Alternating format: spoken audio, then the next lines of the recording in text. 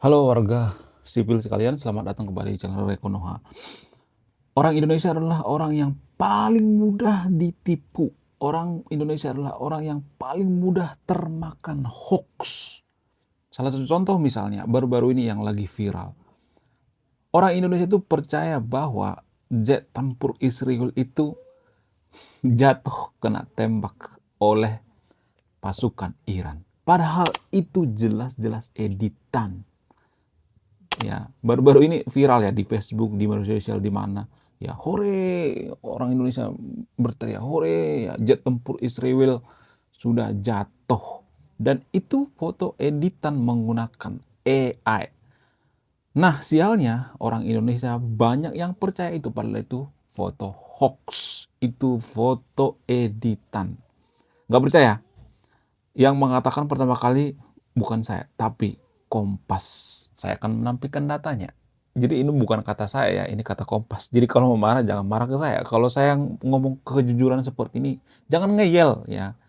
Harus introspeksi diri. Nah, yang jadi pertanyaan, kenapa orang Indonesia, terutama kaum muslimin yang ada di Indonesia itu mudah termakan hoax? Apa alasannya? Salah satu alasan yang paling mempengaruhi itu adalah karena malas membaca.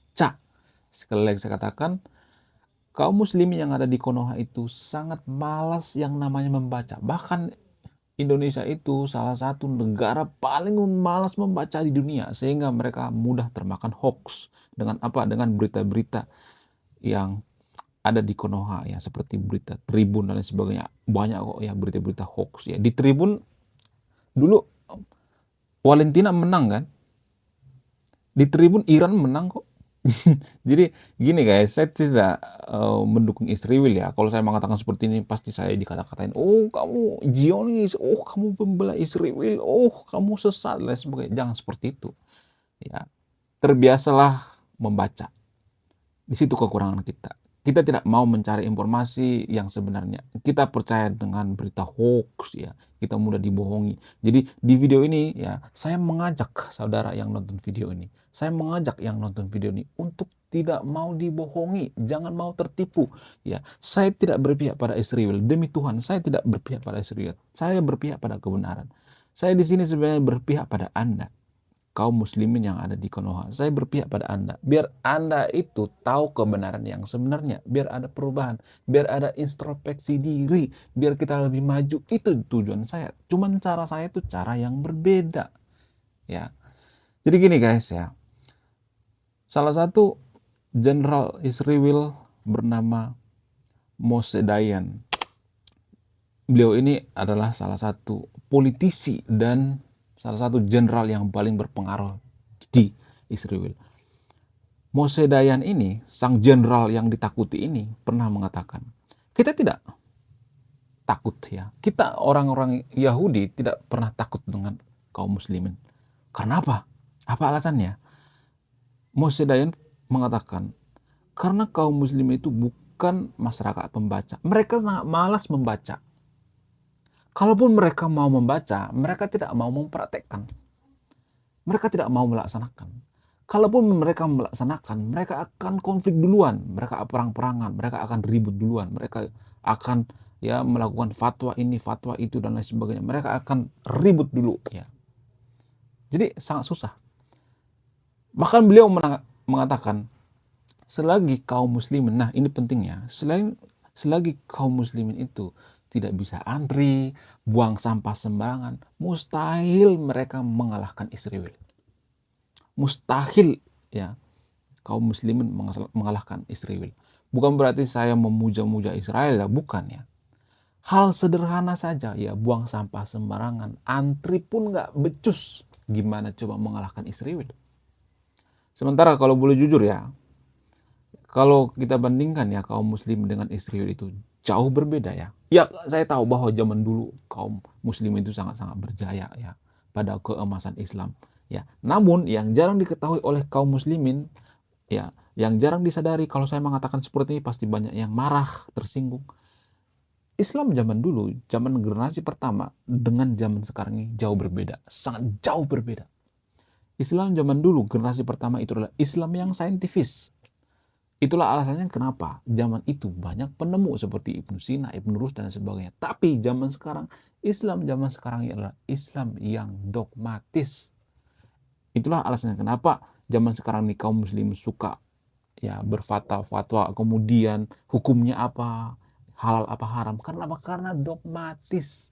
Ya, dipenuhi dengan doktrin-doktrin. Ya. Di video sebelumnya saya mengatakan bahwa sebenarnya alasan kita yang paling kuat kenapa kita membela Iran dan membela Valentina itu, alasan yang paling masuk akal itu karena kita seiman. Itu saja. Kalau kemanusiaan masih banyak kok perang di dunia lainnya. Masih banyak. Itu alasannya. Karena seiman. Nah, kenapa kita membela karena seiman? Karena Islam zaman sekarang ini Islam yang dogmatis. Islam doktrinisasi. Jadi kita bukan, mohon maaf ya, Islam yang suka membaca. Bukan. Kalau zaman dulu, zaman ya generasi pertama, zamannya para sahabat itu Islam yang sangat-sangat rajin membaca. Makanya ada istilah Baitul apa lupa saya namanya. Ada nama Baitul itu ya ada perpustakaan yang sangat gede banget yang dihancurkan oleh pasukan Mongol. Dulu ya umat muslim itu sangat kaya dengan ilmu pengetahuan. Mereka belajar dari mana saja, dari filsuf Yunani, dari China, dari mana segala macam. Mereka banyak belajar dari mana-mana saja. Nah, yang jadi pertanyaan, kenapa? Apa alasannya? Kenapa Iran tidak mungkin bisa mengalahkan Israel? Ya, umat Muslim tidak mungkin bisa mengalahkan Israel. Apa alasannya? Apakah karena Israel diberkati oleh Tuhan? Enggak. Ya, saya tidak mengambil jawaban itu. Mohon maaf ya bagi teman-teman Kristen ya. Saya akan membongkar. Di sini jarang dibongkar ya hal-hal seperti ini. Saya berani mau bongkar ya. Saya berani taruhan. Apakah Tuhan hanya memberkati Israel? Nggak mungkin Tuhan ya pilih kasih. Masa Tuhan hanya memberkati Israel, terus negara lain nggak diberkati gitu? Ya, kaum muslimin nggak diberkati gitu? Nggak mungkin Tuhan berpihak. Jadi di video ini saya bisa menjelaskan kenapa kaum Israel itu atau negara Israel itu sangat jago, sangat perkasa, ya sangat maju seperti sekarang ini, tidak tertandingi. Bukan karena diberkati oleh Tuhan, bukan. Saya akan menjelaskan secara rasional. Ada alasan yang paling masuk akal, alasan yang paling logis, bukan karena diberkati Tuhan ya. Mohon maaf ya. Jadi jarang-jarang loh dibongkar ya masalah seperti ini. Nah, yang jadi pertanyaan, apa alasannya? Secara logis, kenapa negara Israel tidak mungkin bisa dikalahkan? Oke, langsung saja kita ke pembahasannya. Salah satu alasan yang paling masuk akal, yang bisa diterima oleh akal sehat, yang paling logis kenapa Israel itu tidak mungkin bisa dikalahkan oleh Iran dan umat muslim lainnya, umat muslim yang ada di seluruh dunia. Alasan yang paling masuk akal itu yang pertama itu karena terpercaya, bisa dipercaya. Ya, sekarang ini, zaman sekarang ini saya tidak pernah melihat ya masyarakat Israel itu jadi pengkhianat misalnya, mensabotasi pejabatnya misalnya, menjadi mata-mata di sana. Nggak pernah. Mereka terpercaya, mereka percaya pada pemerintah mereka, walaupun mereka demokrasi, walaupun mereka sering ya demo dan lain sebagainya, tapi mereka masih percaya dengan pemerintahannya. Mereka setia ya, mereka tidak mau berontak, mereka tidak mau mengkhianati, mereka tidak mau disogok, mereka tidak mau dibayar gitu ya. Kalau lu jadi mata-mata kita misalnya nih Iran misalnya ya mencari agen-agen di Israel misalnya, lu mau nggak jadi mata-mata kita? Nggak ada yang mau.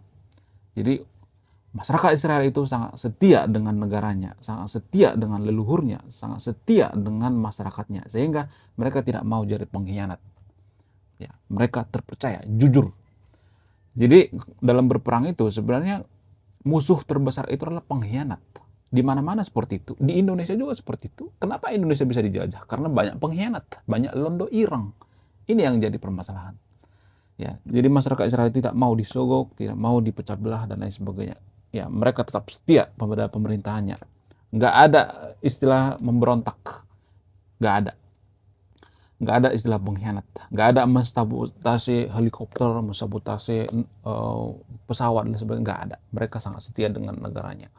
Kemudian kalau kita bandingkan dengan Iran misalnya, Iran kan sudah sudah banyak kok agen-agen Israel di Iran, helikopter presiden Iran juga disabotase kok sebenarnya. Banyak yang mengatakan, oh itu karena cuaca. Enggak, itu karena disabotase sehingga presidennya meninggal. Bayangkan ya, sekuat apa Israel. Ya, bukan karena Israel kuat sebenarnya, karena Iran lemah sebenarnya, masyarakatnya lemah, nggak terpercaya. Mereka mau jadi pengkhianat, mereka nggak setia dengan negaranya.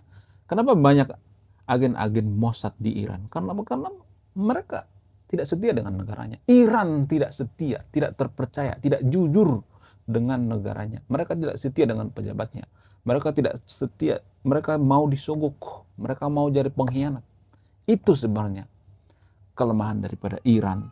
Itu alasan yang paling masuk akal, bukan karena diberkati oleh Tuhan. Semua bangsa diberkati oleh Tuhan, ya. Enggak, bukan itu alasan yang paling masuk akal. Itu alasan yang mengawang-awangnya. Itu alasan yang paling masuk akal kenapa Israel itu sangat kuat. Mereka setia dengan leluhurnya karena mereka belajar ya dari masa lalu. Kalau kita baca kitab suci, ya, kitab suci agama Kristen, Perjanjian Lama, Perjanjian Baru, ya, orang Yahudi itu atau orang Israel itu adalah orang yang teraniaya. Baca deh kitab suci. Makanya harus rajin membaca. Mereka teraniaya sehingga mereka belajar dari situ. Banyak kok zaman dulu pengkhianat ya di kerjaan-kerjaan. Yudas, siapa segala macam. Banyak kok pengkhianat kan. Makanya ada istilah Yudas, Judas. Judas banget sih lo. Makanya ada istilah seperti itu. Dari mana itu berasal? Dari Bani Israel ya. Jadi mereka belajar dari masa lalu dan mereka setia terhadap negaranya. Kemudian apalagi yang mempengaruhi? Karena masyarakat Israel itu adalah masyarakat yang kedua ya, masyarakat yang rajin membaca. Mereka sangat rajin membaca. Mereka nggak mau dibohongi oleh berita-berita hoax, enggak. Mereka rajin membaca dan karena mereka rajin membaca, maka mereka terbiasa berpikir secara rasional, cerdas, dan mereka maju secara SDM-nya. Biasanya masyarakat yang rajin membaca itu adalah masyarakat yang SDM-nya tinggi. Seperti China, Taiwan, Norwegia, Finland. Mereka rata-rata masyarakat yang rajin membaca kok. 10 negara maju di dunia ini adalah negara yang paling rajin membaca. Nggak ada satupun ya negara maju di dunia ini. Ya, masyarakatnya itu nggak malas membaca, nggak mau membaca, terus jadi negara maju. Nggak ada itu. Jadi bukan karena diberkati ya. Bukan karena diberkati. Semua bangsa di dunia ini diberkati, bukan hanya Israel. Jangan fasis, itu namanya fasis. Itu alasan yang paling masuk akal. Karena rajin membaca, ya mereka mengedepankan yang namanya pendidikan, ya mereka lama-lama mengembangkan teknologi sehingga teknologi mereka sekarang sangat maju ya. Kemudian alasan selanjutnya misalnya karena pendidikan ya. Pendidikan Israel itu sangat maju. Ya, ditopang dengan rajin membaca, maka ya komplit. Mereka bisa mengubah gurun jadi lahan pertanian. Kemudian ya, senjata-senjata mereka sangat canggih ya. Banyak kok ya produk-produk daripada Israel itu yang diburu oleh masyarakat dunia. Karena apa? Karena kualitasnya. Dari mana mereka mendapatkan kualitas sebagus itu? Karena apa? Karena mereka SDM-nya bagus. Sementara ya kalau saya perhatikan kaum muslimin itu rata-rata malas membaca. Gimana mau maju coba SDM-nya? Saya tidak menghujat kaum muslimin ya, tapi saya sayang. Saya sayang. Biar kita sadar gitu. Woi, sadar gitu. Di sini saya berusaha untuk menyiram gitu. Membangunkan gitu, sadar. Jangan hidup dalam romansa masa lalu. Kaum muslimin itu akan menang. Caranya gimana? Caranya, ya kita pikirkan dulu caranya gimana. Saya pengen kaum muslimin juga maju. Saya pengen kita bisa menggertak Israel. Kalau kita tidak bisa setara dengan China, tidak bisa setara dengan Amerika, maka kita tidak akan bisa menggertak Israel. Gak bakal bisa. Kita itu nothing. Nggak diperhitungkan oleh Israel. Itu pahit tapi benar. Kenapa? Karena kita malas membaca. Teknologi kita tertinggal, di semua hal kita tertinggal. Coba. Kenapa bisa seperti itu? Kenapa kaum muslimin tertinggal di dunia. Karena apa? Karena kaum muslimin cenderung ya dalam beragama itu sekuler. Lah kok sekuler? Bukannya kaum muslimin itu anti sekuler? Ya, sekuler dalam beragama. Mereka sekuler dalam beragama. Memisahkan antara ilmu akhirat dengan ilmu dunia. Makanya kaum muslim itu sering mengatakan, oh nggak usah mikirin akhirat, oh, nggak usah mungkin dunia, pikirlah akhirat, akhirat, akhirat. Maka mereka sangat ritualistik dengan melakukan ritual-ritual. Mereka berharap masuk surga tanpa ya berkontribusi pada kemajuan suatu bangsa, tanpa berkontribusi terhadap iptek. Mereka menjauhkan iptek. Oh nggak usah mikirin matematika, nggak usah mikirin teknologi, ngapain, itu kan nggak dibawa mati, itu kan nggak ditanya malaikat. Itu prinsip-prinsip kaum muslim di seluruh dunia, sehingga mereka tertinggal. Bahkan ada salah satu profesor, saya lupa jejak digitalnya, pernah mengatakan kontribusi daripada umat muslim yang ada di dunia ini sekitar miliaran, itu hanya satu kampus di Turki. Bayangkan ya. Mohon maaf ya, saya tidak menghujat kaum muslim, tapi saya pengen kita berubah, pola pikirnya berubah. Woi, sadar gitu. Kalau kita mau menang melawan Israel itu, kita harus ada yang dilakukan action gitu, bukan hanya berdoa. Saya tidak menyalahkan media yang ada di Konoha, enggak. Misalnya Tribun ya mengatakan bahwa Israel itu kalah ya, Iran yang menang. Saya tidak menyalahkan itu. Mereka juga cari makan kok. Kenapa mereka melakukan itu? Karena mereka ya melihat bahwa banyak kok yang pengen seperti itu di Konoha, di Indonesia. Banyak banget yang pengen Israel itu kolaps. Sehingga apa? Sehingga mereka menyajikan berita-berita yang terbalik gitu. Ya, mereka melakukan seperti itu. Kalau misalnya mengatakan, oh benar kok beritanya Israel itu dibombardir. Iya, saya tahu, tapi tidak tepat sasaran. Bisa aja yang kena itu cuman perkebunan misalnya, yang cuman gurun misalnya, nggak tepat sasaran. Tapi kalau Israel tepat sasaran, Presiden Iran kena, coba petinggi-petinggi di Valentina juga kena, banyak kok ya pejabat penting ya, lawan-lawan mereka disikat menggunakan ya walkie-talkie dan sebagainya, meledak misalnya. Jadi ini yang perlu kita renungkan ya kaum muslimin. Jadi jangan ini ya menolak fakta. Kaum muslim itu kan selalu menolak fakta. Oh, kalau saya mengatakan seperti ini, oh kamu pro Zionis, oh kamu anti Israel, nggak pernah sadar gitu. Sadar dong, ayo sadar gitu. Kemudian apalagi yang mempengaruhi kenapa Israel itu begitu kuat? Apa yang mempengaruhi? Karena faktor daripada tradisi. Tradisi seperti apa? Jadi Israel itu ya kalau misalnya punya anak itu, mereka selalu memperhatikan gizi ya, itu yang paling utama, gizi. Anak kecil di Israel itu ya diajari ya, banyak diajari keterampilan selain dikasih gizi ya. Ya, dari hamil mereka dikasih apa, vitamin, ya minyak ikan. Kemudian waktu hamil itu mereka diperhatikan, diajarin memanah, diajarin main piano, diajarin mengisi teka-teki silang. Sehingga apa? Sehingga anak-anak yang brojor di Israel itu pada pinter. Karena apa? Karena gizinya diperhatikan waktu hamil. Jadi jarang ada yang namanya stunting. Kenapa di Indonesia itu banyak stunting? Karena gizi waktu hamil itu tidak diperhatikan. Ibu-ibu hamil di Indonesia itu nggak peduli, mereka makan seblak, makan bakso, makan basreng, makan yang tidak bergizi, sehingga apa? Sehingga melahirkan anak yang, mohon maaf ya, yang stunting, kurang gizi, dan mudah dibohongi oleh hoax, berita-berita hoax. Kita kekurangan IQ sebenarnya, makanya kita nggak maju. Kalau saya mengatakan seperti ini, banyak yang marah. Nggak kok ya, nggak selamanya IQ itu menentukan kemajuan suatu bangsa. Menentukan. Coba kasih data. 10 negara maju di dunia ini, rata-rata IQ mereka tinggi. Ya, 10 negara maju di dunia ini rata-rata IQ mereka tinggi. Gak ada satupun negara maju di dunia ini rata-rata IQ 78. Gak ada. Jangan menghibur diri gitu. Ya, gak ada itu. Jadi salah satu alasan yang paling mempengaruhi kenapa Israel itu begitu kuat, karena mereka dari kecil, dari kandungan, ya, dari janin itu sudah diperhatikan nilai gizinya, sehingga ketika mereka lahir ke dunia, mereka menjadi ya manusia yang tidak stunting dan mereka cerdas. Ketika mereka cerdas dan berperang di medan perang, maka mereka lebih hebat. Ya, bukan karena diberkati ya. Semua bangsa kok diberkati. Bangsa Indonesia diberkati oleh Tuhan. Nggak mungkin pilih kasih. Ya, saya tidak percaya bahwa Israel itu hanya diberkati oleh Tuhan ya. Hanya Israel yang diberkati terus yang lain nggak diberkati gitu. Enggak, saya nggak percaya itu. Ada penjelasan rasionalnya, ada penjelasan masuk akal. Kemudian alasan apa lagi? Apa yang mempengaruhi Israel itu maju seperti sekarang ini? Karena mereka terhubung dengan nenek moyang mereka. Ya, bukan terputus. Kalau Konoha kan terputus kan. Ya, saya melihat di Konoha itu sudah ada semacam budaya Arabisasi.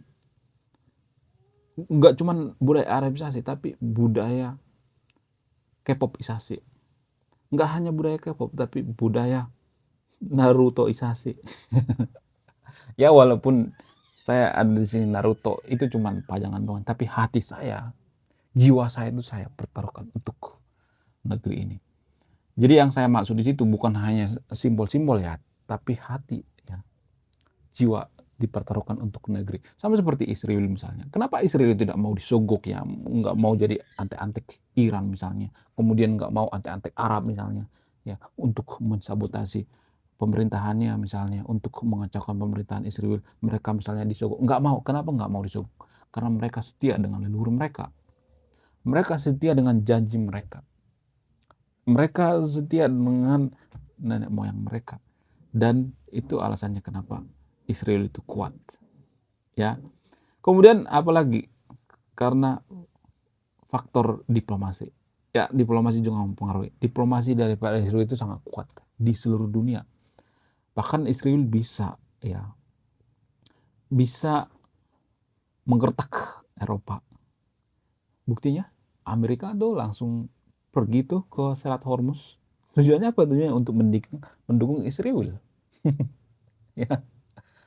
Jadi Israel dengan Amerika itu punya kedekatan secara emosional. Faktor dari apa? Ya, bisa faktor daripada agama juga mempengaruhi ya. Karena Amerika itu salah satu negara maju yang masih religius ya. Masih 60% penduduknya masih religius. Ini ada hubungan ya, ada hubungan dengan agama. Kristen dengan Israel ya. Ada juga, ini berpengaruh ya. Kaum muslim juga seperti itu kok ya. Jangan menyalahkan Israel dengan Amerika itu dekat.